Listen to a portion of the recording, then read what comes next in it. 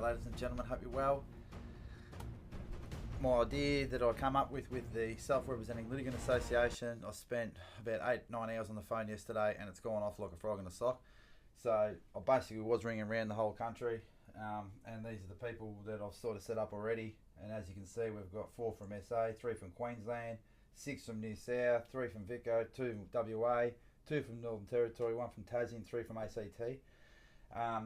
That's only literally in 24 hours that I've been going, and it's the reason is that these people here have all got a fair bit of experience in the courtroom already.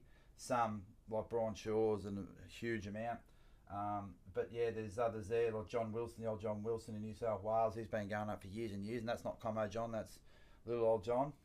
He's been going. We've got Dawn Kelly over there from WA. You know, we've got some great brains with like Nibsy down in Tassie.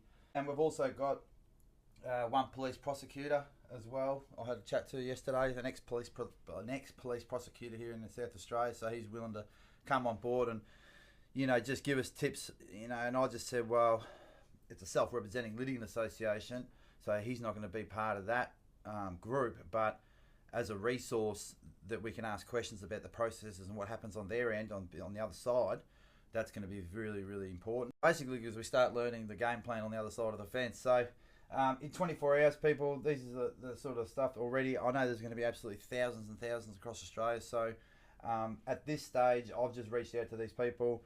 I've asked them for their email address, you know, to send it to me.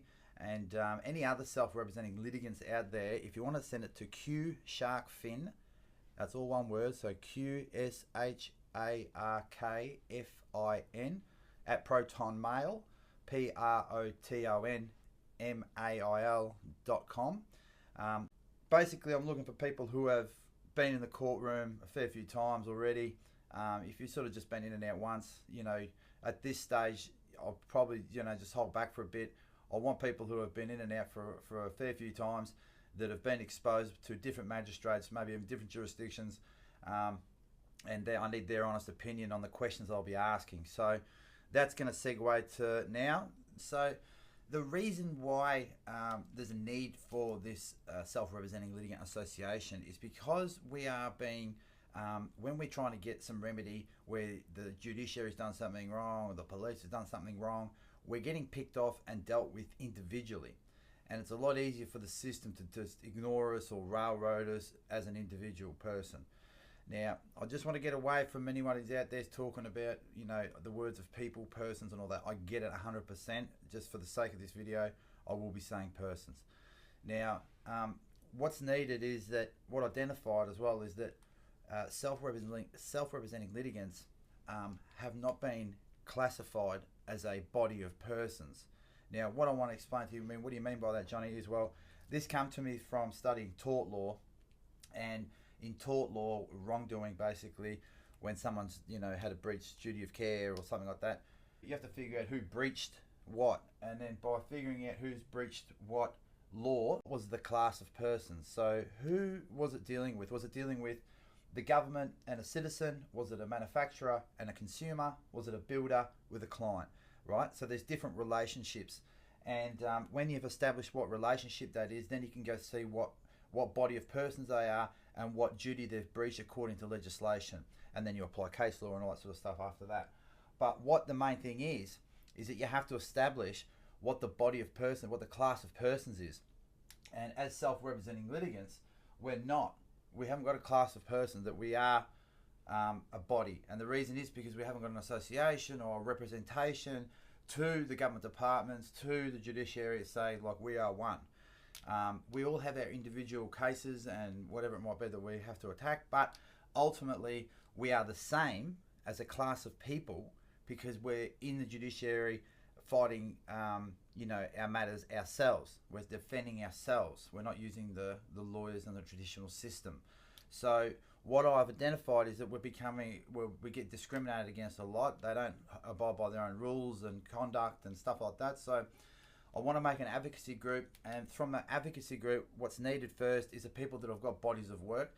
And the people who've got bodies of work, as I explained before, about going in and out of court, they've got transcripts, or they just might have a list of the court hearings that they've had, you know, the outcomes and all that sort of stuff.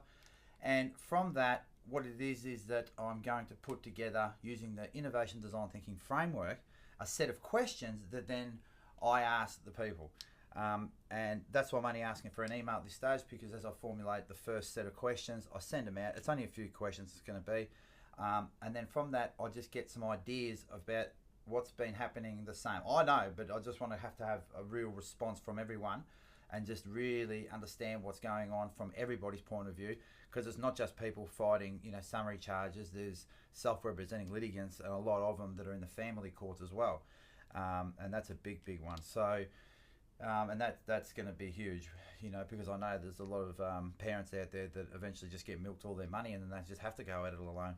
So, the innovation design thinking framework, it's an important tool. It's going to take a while for me to do it, but not a great deal of time. It's just a matter of getting the questions out, coming back, refining the questions I ask, send them back out, come back, ideate, come back, and then we refine the ideation, and then we sort of do a mini launch of a product or an idea, and then we come back, see how that went, and then we go back to the sort of idea stage, and then we see if we missed anything, add something into it, and then we refine it, and then we can launch something. So, and that's the sort of work that I've got to do before I actually go and start advocating with before the association starts advocating for and with any government departments or the judiciary or police, whatever. Like, we have to have established ourselves as an authority, a body of authority, as self-representing litigants from all the documented case law that we've done ourselves, and even case law precedent that we've set,